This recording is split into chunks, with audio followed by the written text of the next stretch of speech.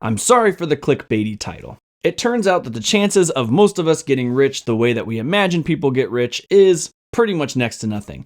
Most of us aren't amazing musicians, aren't going to invent something incredible, play sports at the highest level, and are probably not going to win the lottery. Anybody who tells you that getting rich is possible is going to have to tell you it will take a long period of time, consistency, perseverance, patience, and probably a lot more.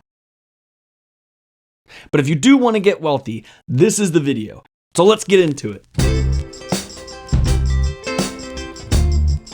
Hey everybody, my name's AJ. Welcome back to the Wealthy Idiot Show. Before we get into it, please make sure to like and subscribe. That helps us spread this information to as many people as possible, and it helps us explain how to avoid the traps to get out of get-rich-quick schemes. Today I want to talk about the true way of becoming wealthy, what it actually takes.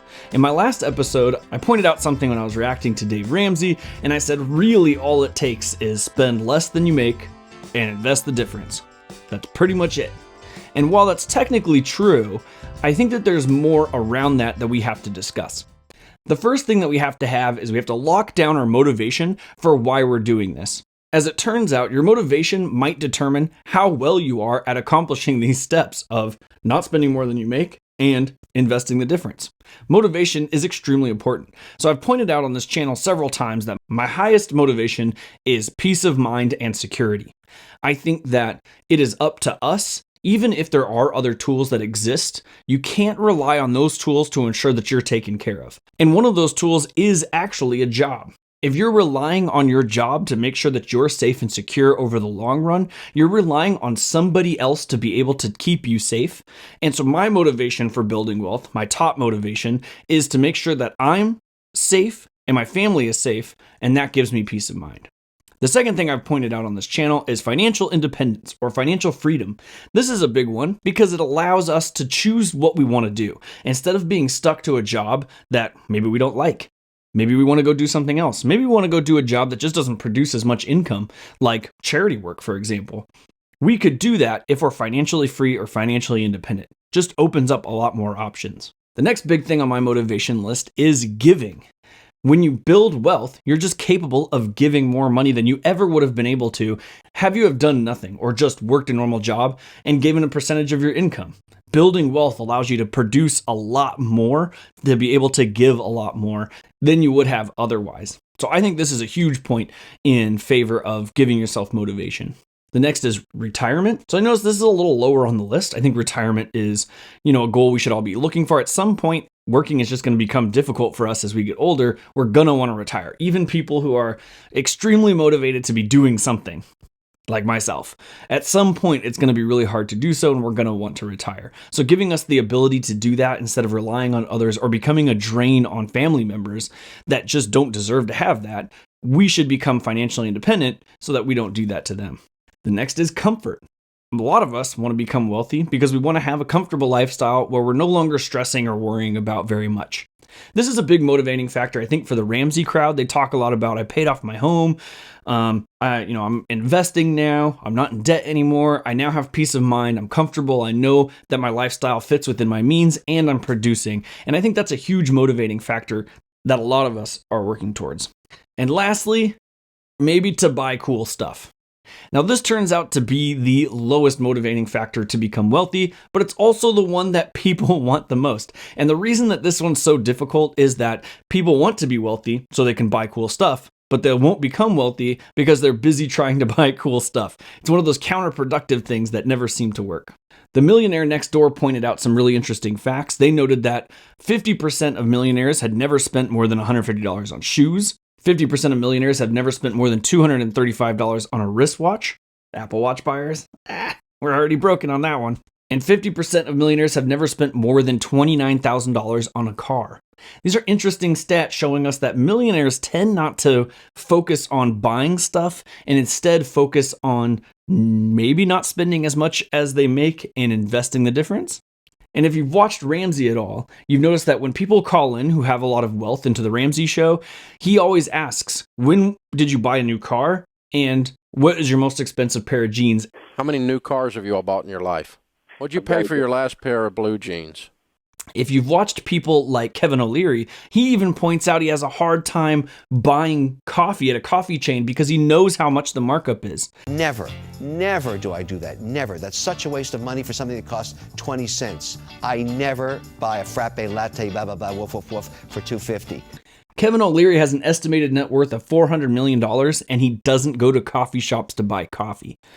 So I think that this motivating factor of being able to buy stuff happens to be a really low motivating factor for people who really do end up becoming wealthy. The second is that you have to believe that it's true that you can become wealthy.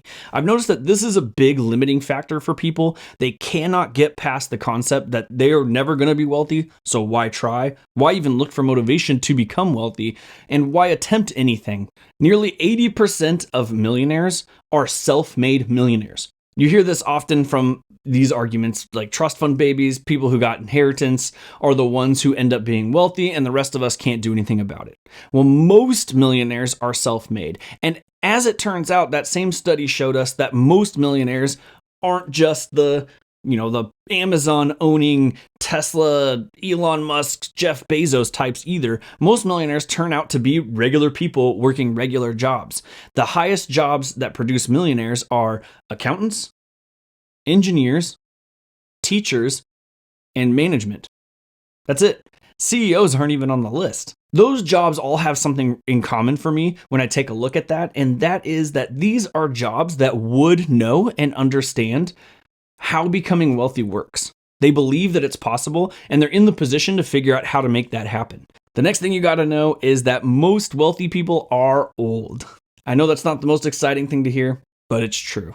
Most millionaires, in fact, 61% of millionaires are above the age of 60. The most important takeaway from that piece of information is that becoming wealthy takes time. You remember what I said in the intro? If someone is telling you it doesn't take time, they're lying to you, or you have to have some amazing skill that most of us just don't have. It takes time to become wealthy for most of us. Being young and wealthy would be awesome, but most of us, it's going to take quite a bit of time to get there. The Dave Ramsey crew also likes to point out that millionaires tend to become millionaires in two locations for most of us.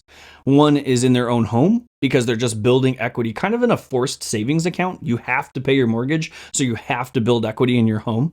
But the second is 401ks. Because 401ks take advantage of two things. One is matching. You instantly double your money in a 401k. Put your money in, employer matches it. There's nowhere else you can double your money that fast. It just doesn't exist. And the second is compounding interest.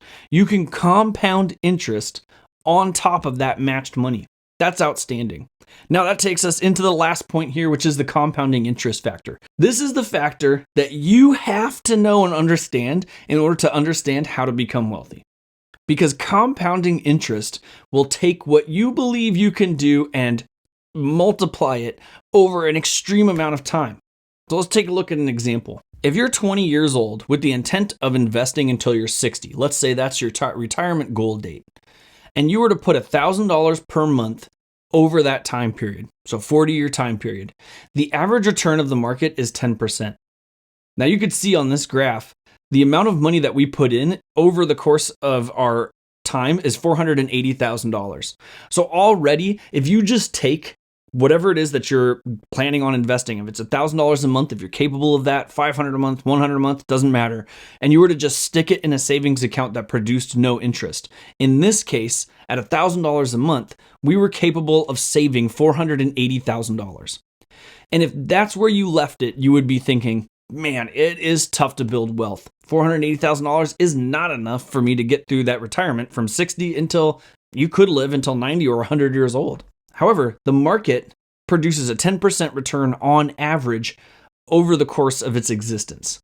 If you were to just put it into something that was already diverse, like index funds that produce about a 10% return on average, you would have $5.3 million at the end of this investment course. You could see on the graph here, the blue line is the line where you saved money. The green line is the line where your investments grew exponentially over time. This is an important thing you have to understand when it comes to building wealth. You have to invest as soon as you possibly can, like right now, and you have to keep it in there to let it grow over the course of that time. This investing truth makes becoming wealthy possible.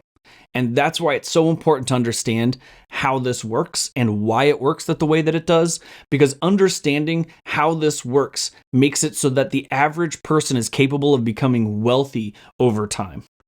If you don't believe in this or you have no concept of this, it makes sense as to why you would think that this isn't possible and then not look into it any further. But now that we know that it's possible, we've established our motivation for why we're trying to become wealthy. The last couple of steps is what we talked about earlier. The first is spending less than you make. Now, we talk a lot about this on this channel. We point to other materials and talk about it. The Ramsey team talks about it. At the end of the day, there's some really simple places that you can go to learn how to spend less than you make. You need to analyze your habits, make sure that you're spending on things that make sense and not overspending.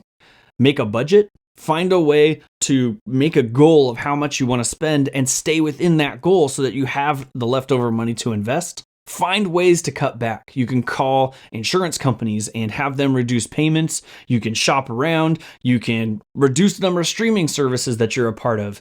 You can find ways to do activities or things that are cheaper, like free, like go on walks, go to parks, find events that are free. Have an emergency fund. So this is largely important to ensure that if something does happen, you're not in trouble. We talked about this in the last episode. People were like, oh, I got into an emergency, and they used their credit card. And we discussed the problem isn't necessarily having the credit card. The problem is not being ready for emergencies. And that's the only option you have to go to. Be ready for emergencies so that you're not taking out debt and causing more problems for yourself. And lastly, no consumer debt. Paying interest on consumer debt is going to suck any extra money you have away that could be invested. So then the last point is invest the difference. Spend less than you make, invest this difference. I gotta pump those numbers up. Those are rookie numbers in this racket. Put it into something that's already diverse, like index funds or mutual funds. If you make a low enough amount of money, get it into a Roth IRA so that it could be tax-free withdrawals when you retire. And if you don't, that's okay too. Just get the money into a brokerage account and start investing.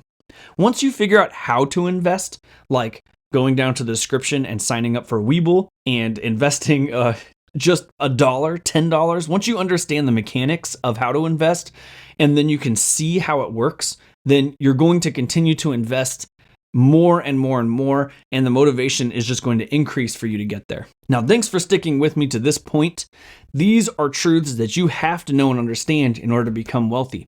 It's not terribly complicated. You have to be motivated. You have to know that it's true. You have to start working to get there by spending less than you make, and then you have to start investing. And those things are going to drive you to success at a rate that you didn't before think was possible. But we live in an interesting time, meaning that the world is a crazy place and stuff happens, and right now all the markets are down. And it's not fun to invest money and immediately see it drop in value.